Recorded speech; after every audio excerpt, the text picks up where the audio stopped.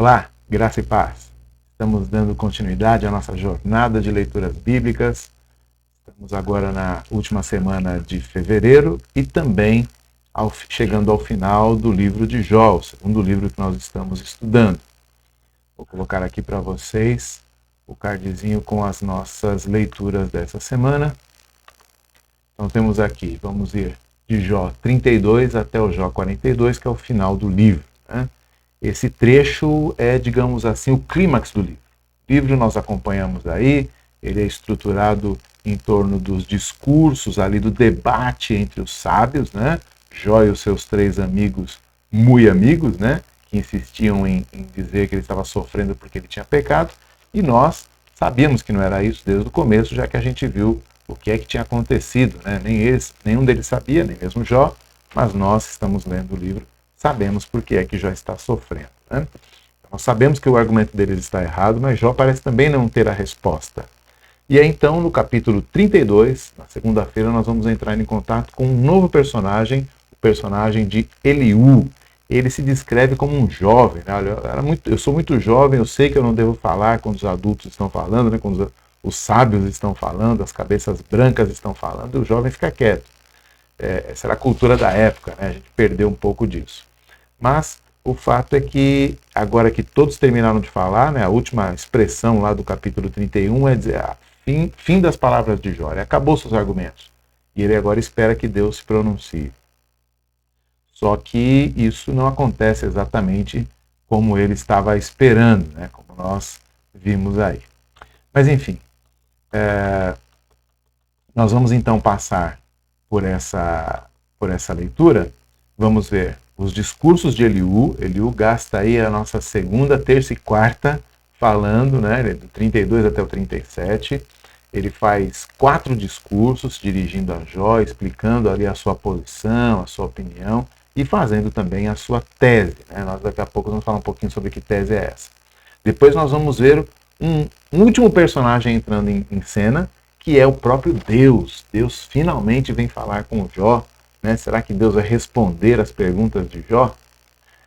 E depois Jó então tem duas oportunidades de responder, né? Ele responde se humilhando no capítulo 40, né? Dizendo, realmente eu não sabia o que estava falando.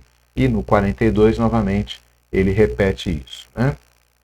E aí tem aquele epílogo, no capítulo 32, do versículo 7 ao 17, em que aquilo que Deus tinha permitido acontecer na vida de Jó lá no começo é completamente revertido agora no final da sua vida, né? Jó é restaurado.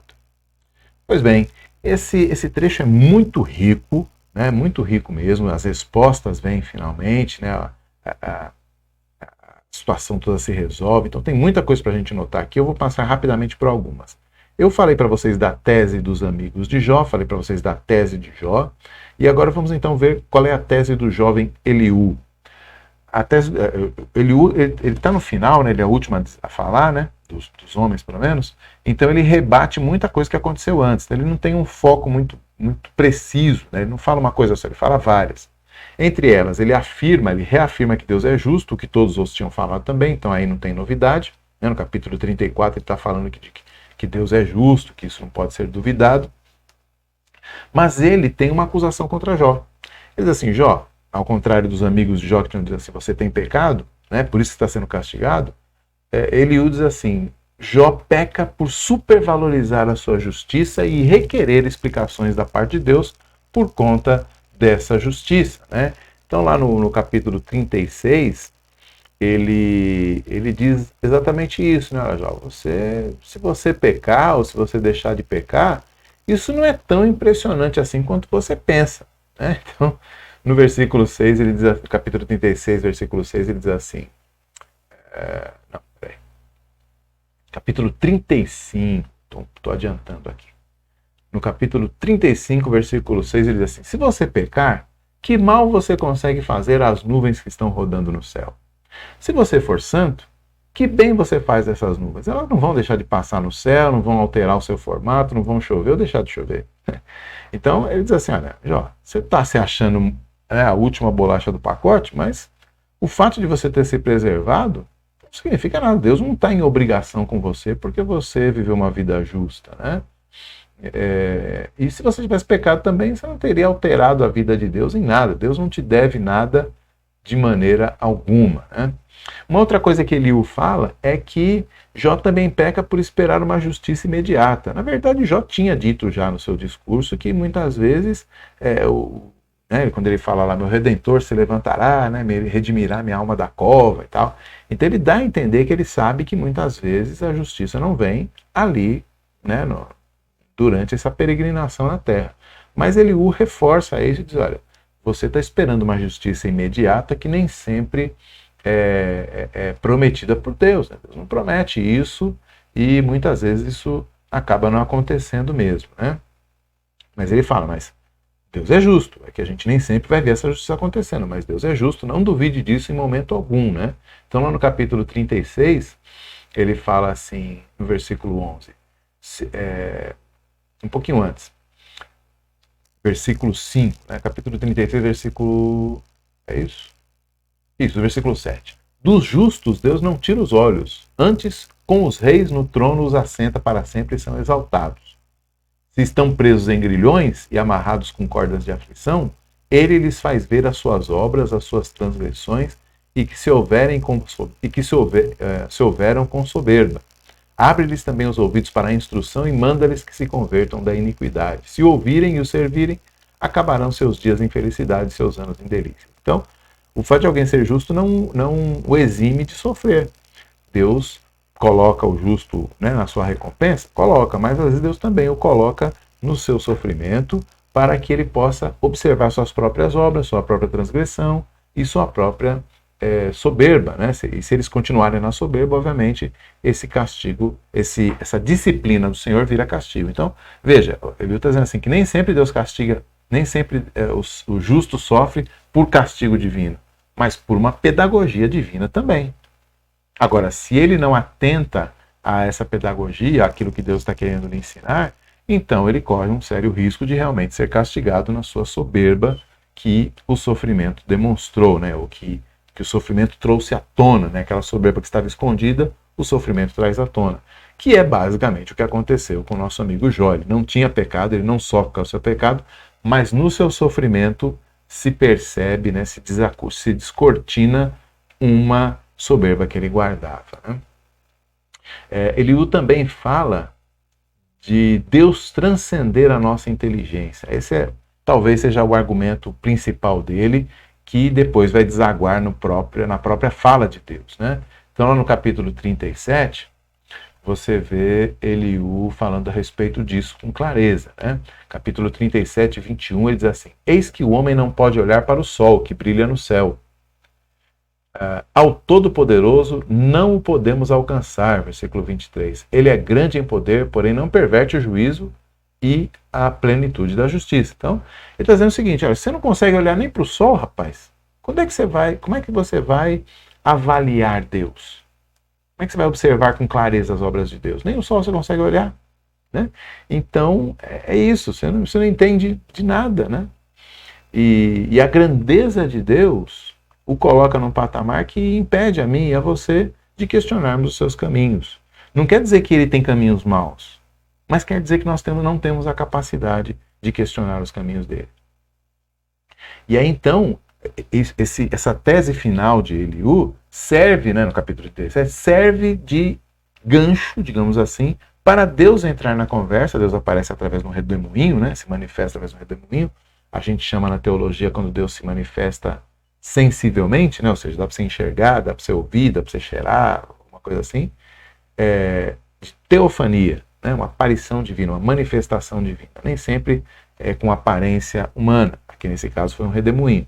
Às vezes é aparência humana. Lembra lá quando Abraão recebe o próprio Deus na sua tenda, né? Como eram 3 homens ali, né? Os anjos que estavam ali acompanhando Deus. Então Deus apareceu numa forma humana. E aqui na forma de um redemoinho. Bom, então o jovem Eliú falou, ninguém respondeu, todo mundo ficou ali quietinho, e agora o eterno Deus também fala. E o que Deus diz é o seguinte, o Criador transcende as criaturas. É isso que Deus tem a dizer. certo? E aí você vê ali Deus usando a primeira natureza inanimada, né? Ele fala do sol, fala das estrelas, do vento, da geleira, né? Fala de toda essa natureza inanimada na sua grandeza, né? Que nos impressiona, né? Até hoje nós temos ali, né, um canal sobre a natureza, né? Uma reportagem na televisão sobre a natureza. Nós ficamos embasbacados com a grandeza daquilo que Deus criou, né? Com a sabedoria demonstrada por Ele em tudo aquilo que Ele faz. É algo realmente que não tem como não impressionar, né? Mas então, o que Deus está argumentando com Jó é que ele não tem condições de argumentar com ele. Né? Não tem. Ele é apenas uma criatura. E aí, inclusive, aí depois quando Deus começa a falar dos animais, né, fala lá do avestruz, poxa, e é engraçado que Deus ironiza, né? Deus usa ali de uma ironia com Jó, né? Ô Jó, me explica aí, né? Já que você é tão esperto, me explica aí como é que a avestruz corre tanto, né? Como é que a avestruz, com aquela falta de inteligência que ela tem, ela sabe como cuidar dos filhotes, né? Explica para mim aí como é que você fez essas coisas, né? Deus coloca Jó no seu lugar, no nosso lugar de criaturas, né? Não é por ter tido uma vida justa que ele transcendeu essa categoria. Ele continua sendo apenas uma criatura e deve se colocar no seu lugar. Tem algumas questões aí curiosas nessa parte, porque Deus usa algumas expressões que alguns autores vão dizer que Deus não está apenas usando o nome da estrela, ele está usando, né, quando ele fala, aquela estrela lá, você sabe o que ela faz, tá? Mas parece que às vezes o texto usa os nomes das divindades que eram atribuídas a essas estrelas. Então é como se Deus estivesse falando assim, eu mando na estrela e eu estou acima, inclusive, dessas divindades aí que os seus vizinhos adoram. Também quando ele fala dos animais, né, ele fala lá daquele animal estranho ali que tem escamas e que ele solta vento, solta fogo pela boca e tudo mais. Você fala, mas que animal é esse, né? Então, talvez Deus esteja até mesmo usando essas superstições, digamos assim, que havia ali naquela época para falar assim, eu estou acima disso tudo. Né? Então, você não tem, você tá pensando que eu sou como os deuses dos seus vizinhos, né? Que são apenas criações humanas. Não, eu estou muito acima e você está confundindo as coisas. Né? Bom, aí então a gente vai... tem as duas intervenções de Jó, né, na qual ele confessa o seu pecado. Qual era o pecado de Jó? É um pouco difícil de determinar isso aqui, mas como Deus disse que ele não tinha pecado antes, então nós temos que entender que a confissão dele é do seu pecado durante a prova.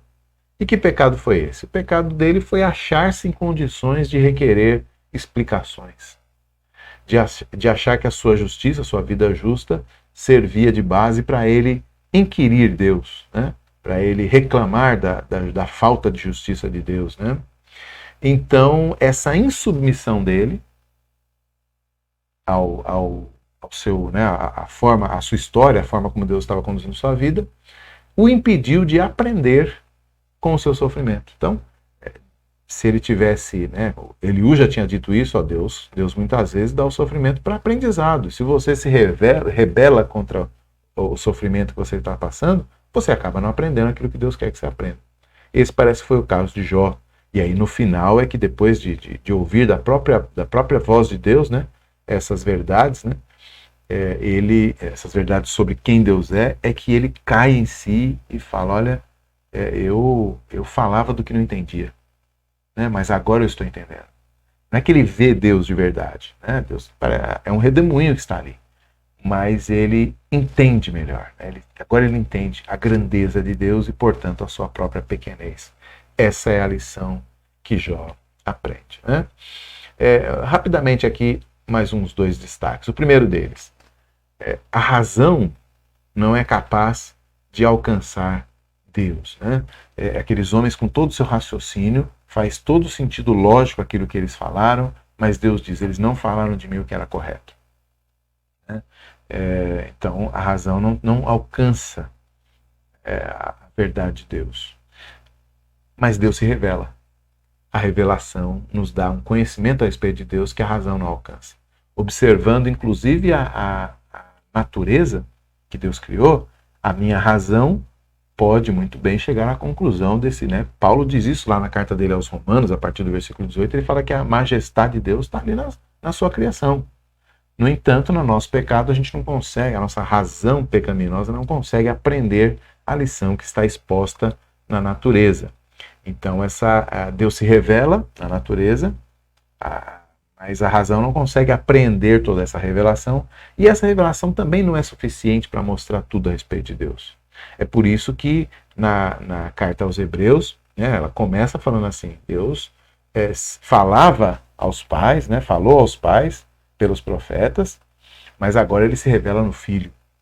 Então, esse Deus que se revela na criação, mas ela é insuficiente para falar a nós, ainda mais porque nós somos pecadores, mas ele também se revela na sua palavra, como ele fez com Jó, né? Ele falou diretamente a Jó, ele falou a homens que ele escolheu durante toda a história humana para se revelar, e eles escreveram a palavra, nós temos essa revelação na palavra, mas ele só vai se revelar mesmo de maneira plena, dentro daquilo que nós podemos aprender de Deus, no Filho. Isso quem diz é o autor aos Hebreus, e João também fala, né?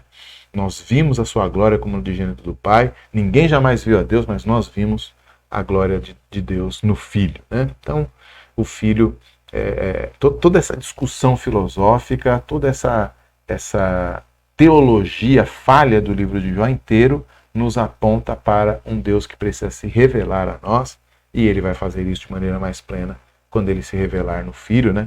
Naquela época ainda não tinha se revelado. De qualquer forma, a revelação mostra alguns limites aí, né?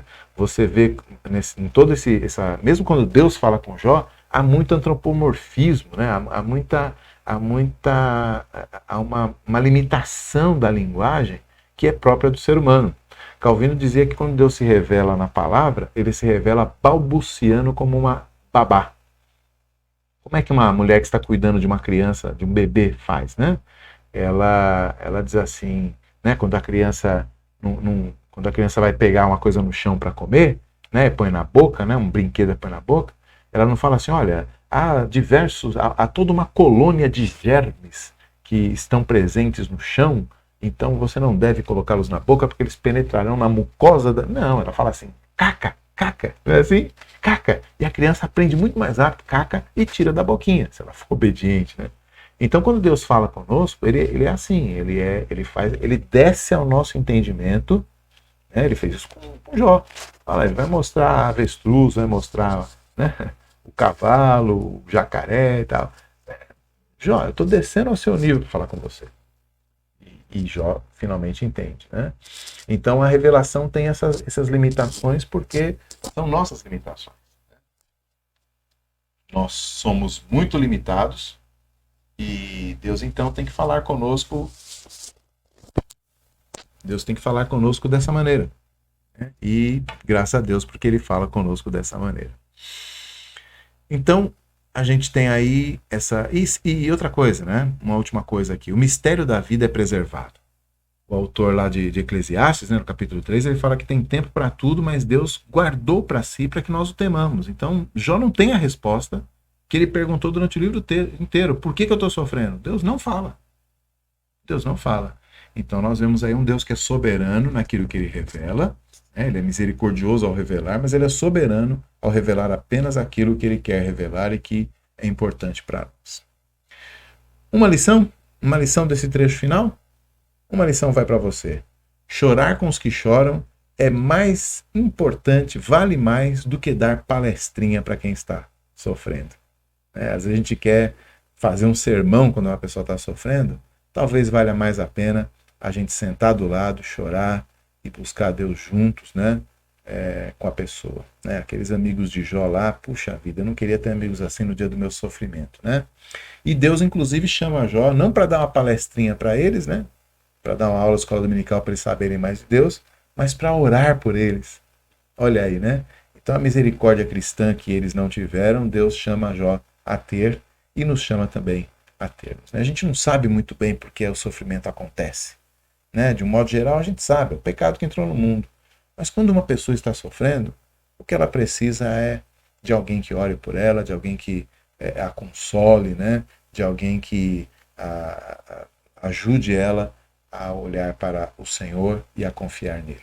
Então, espero que a gente possa agir de maneira melhor do que os amigos de Jó quando tivermos alguém sofrendo ao nosso lado, e que nós, por outro lado, possamos agir melhor do que Jó quando estivermos em sofrimento, aprendendo e esperando no Senhor com confiança. Tá bom? Então, terminamos o livro de Jó. Na semana que vem começamos um novo livro, vamos voltar para a nossa ordem cronológica, e vamos chegar em Êxodo, Vamos num livro ali cheio de ação, Um livro cheio de ação, muito bacana. Será a nossa próxima leitura no mês de março. Ficamos por aqui. Que Deus muito abençoe a vocês e até o próximo vídeo.